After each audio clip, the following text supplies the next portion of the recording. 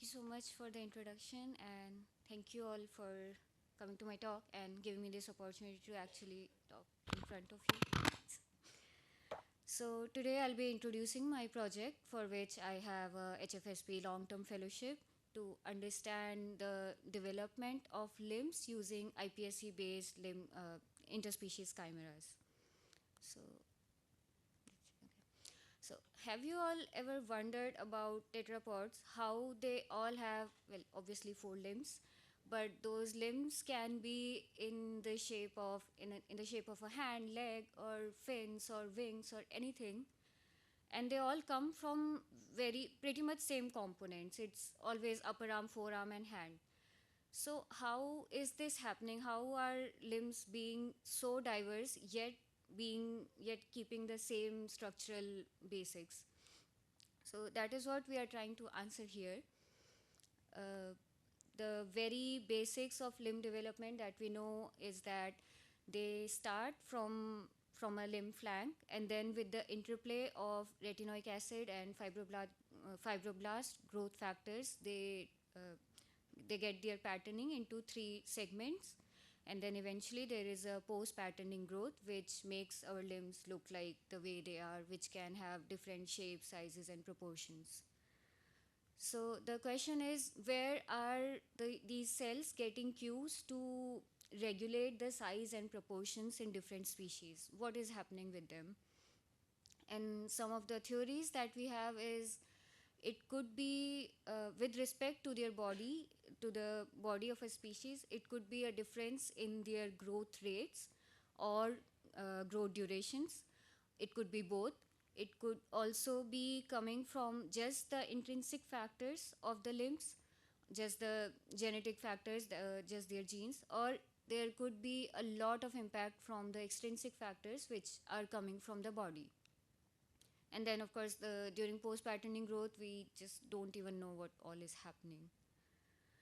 So, one of the ways we think is to elucidate this differences is by having limb swapping between different species and see how a limb acts in a different microenvironment, and I mean how long it grows or how small it grows or what proportion it shows.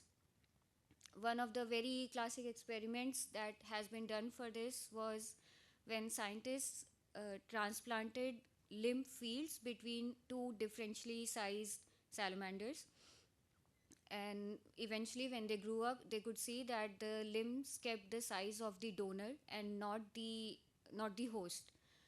And for a long time we believed that okay, limbs grow from all the internal factors, they just know somehow where to grow, how much to grow, and what proportions to keep.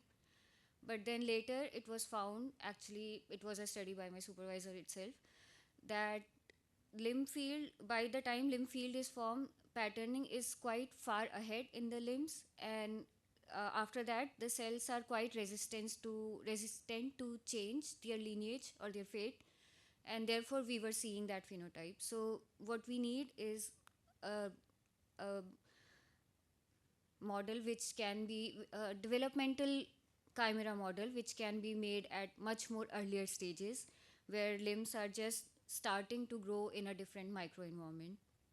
And once we are able to actually establish this, once we have all the factors that are being changed, we can even do some genetic manipulation in the cells and just see them if just the genetic modification is helping and how much is it affected by external factors. Just like in this recent how do in this recent study done by Colossal Biosciences, where they just did some genetic modifications in a mouse and almost made it close to a woolly mammoth or a woolly mouse. Hopefully, we can also do that once we have the limb factors. So, to have this interspecies chimera, the strategy we are applying is interspecies blastocyst complementation. Just to give a brief overview, in interspecies blastocyst complementation, we have an embryo which is genetically compromised to develop our organ of interest. In my case, it would be a limb. And then, when stem cells from a different species or from the same species, which are not genetically modified, are transplanted into this embryo, they will be able to complement the lost organ. So, whole of the limb we will have, it will be from the donor species. There have been some successful studies with this where the mouse pancreas was rescued by just mouse cells in a intra-species blastocyst with the intra-species blastocyst complementation, and then another lab which has been making interspecies chimeras between mouse and rats, growing rat lungs or hearts inside the mouse, and they show viability up to I think 10 or 14 days. So with all this background, the one of the major projects for our lab is understanding the growth of long bones by using interspecies chimeras, on which three of us are working, myself and two of the PhD students from our lab. The good thing about this model is that it's so versatile. If you change the species, or if you change the kind of limbs you are using, you can actually use it to answer different questions. So again, yeah, our host is mostly mouse, but our donors are very different. For them, Emma and John, it's a rat where the species is just bigger in size, but it keeps same proportions. But for me, I am interested in something else, which is having different proportions while having almost same size as a mouse. So for this guy, it's called a jerboa or lesser Egyptian jerboa, which has huge metatarsals. But the interesting thing is, when they are born at P0, the limbs look very similar to a mouse in size, but within 5 days, the metatarsals just grow twice as long as a mouse limb, and we still don't know why this is happening.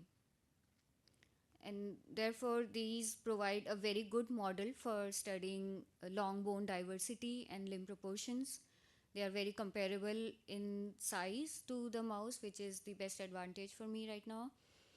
But the problem is that they cannot be time mated. Therefore, I cannot get their blastocyst or their embryonic stem cells.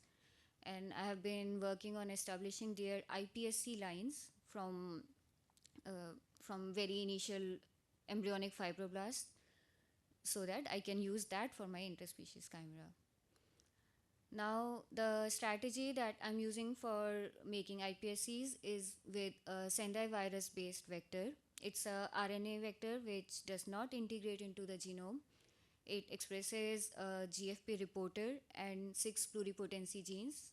So, when they are induced into the cell, you will know which cells have been successfully induced by GFP marker, and then we can just basically pick those cells and follow them. So initially, I started with immortalized jerboa tail fibroblasts just to optimize my protocol. And I could, so these ones are, they look like this because they're actually growing on MEVs. The protocol does not actually require MEVs, but just for extra safety, we put them on, mouse embryonic fibroblasts. Sorry. And then, these are the colonies that they are forming over here. And once we got those colonies, we isolated them, took out their RNA, did some basic RNA sequencing, and we could see differential expression of most of the pluripotency markers, but not all of them. We think that it was because one of the reasons was that the cells were immortalized, so some of their epigenetic markings were changed, and then they were also from quite adult jerboas. So I needed something with much less epigenetic marking, much more open epigenome, and therefore I used embryonic fibroblasts, which were very kindly provided by Dr. Kim Cooper from UCSD, who has been working with jerboa colonies all along. And then, this method is quite potent. Within 5 days, I had colony forming cells even before I gave them stem cell conditions. For making naive stem cells for my research, I followed a two-step approach because if I put them directly in naive cell medium, they were not really surviving. So I went to primed or formative or germ cell stem cells first, and then turned them into naive. Within naive, also, I had to do some clonal scoring because all the clones that I had, they did not take it very well. And eventually, I selected the ones which were able to grow very decently and also form much more round, nice colonies. And then I did again immunostaining for those. I could see that they were very nicely expressing GFP, which was also co-expressed with OCT4 and nano. Uh, yeah, but now the question is, or the issue is that they still have GFP, which means they still have the vector inside them, which could mean that they may not be able to differentiate. So we actually need to get rid of this vector, for which we have a siRNA or short interfering RNA sequence, which interferes with the replication machinery of this vector. And basically, after treatment and one or two passages, they just completely lose GFP. But since my cells were quite aggressively growing, all of them could not actually lose GFP. Only some of them were losing it. So I eventually had to sort and see if actually the non-GFP cells were growing and forming colonies or not. They did, thankfully. And yeah, when I did some regular PCRs just to check, okay, this one will take some time. Yeah. So I had 5 samples here. One is my negative control, which is just some random mouse cells. Then 2 cell clones with the vector and 2 clones without the vector, which is basically different passages of the sorted cells. And then I checked if for the housekeeping genes, obviously they had almost similar expression of housekeeping genes, or same expression of housekeeping genes. Then pluripotency genes were also equally expressed in all of those, while they showed complete loss of the genes from which were coming from the vector. So I was able to successfully take the vector out from the cells while keeping their pluripotency. Just to do some spatial expression tests as well, I firstly did a GFP staining just to confirm that, okay, yeah, GFP is gone from all the cells. And then I'm not sure if it's visible properly, but this is a HCR done with Jerboa specific probes, and they are able to show me that, yeah, all the living cells do express pluripotency markers. So yeah, now we have the stem cells. What's next? Next is our chimera generation, where I would take these iPSCs and put them in a limbless mouse. So far, uh, my colleagues have been optimizing the technique for our lab. They do blastocyst complementation. After a few hours of incubation, the blastocysts look like this, with cells fully incorporated into the embryo or blastocyst at this stage. And we were eventually able to obtain some unbiased chimeras, which, like, we cannot tell if this is just the limb or if it went to a particular organ, because we just did with wild type mouse, injecting wild type mouse stem cells. And yeah, so the stem cells were actually marked with GFP, and we could see that, yeah, it was actually incorporated. Next, we are trying to optimize this one with limbless mouse models with mouse stem cells, and then we'll come back to my Jerboa cells for limbless mouse. Now, when we injected, our potential outcomes could be very interesting. They could have Jerboa size Jerboa limbs or mouse limbs, or mouse size Jerboa limbs or mouse limbs. We really don't know what's gonna happen. And yeah, with that beautiful imagination in your mind, I would like to end my presentation. In summary, we created Jerboa stem cells. We are going to make interspecies blastocysts. We are going to do interspecies blastocyst complementation for those, and hopefully have a chimera of mouse and Jerboa. now once we have the chimera, the first and most important thing for me is to give it a name, which I mean, you can also help me with. This is a QR code which will take you to a form where you can suggest me names for this mouse and jerboa thing. And while you contemplate on that, I would also like to acknowledge my whole lab and all the facilities from Cambridge University.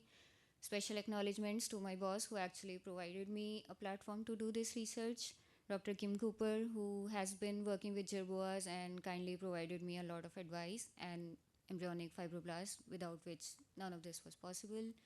And Ryo Sutsumi, who was a postdoc in Kim's lab and is now a stem cells expert.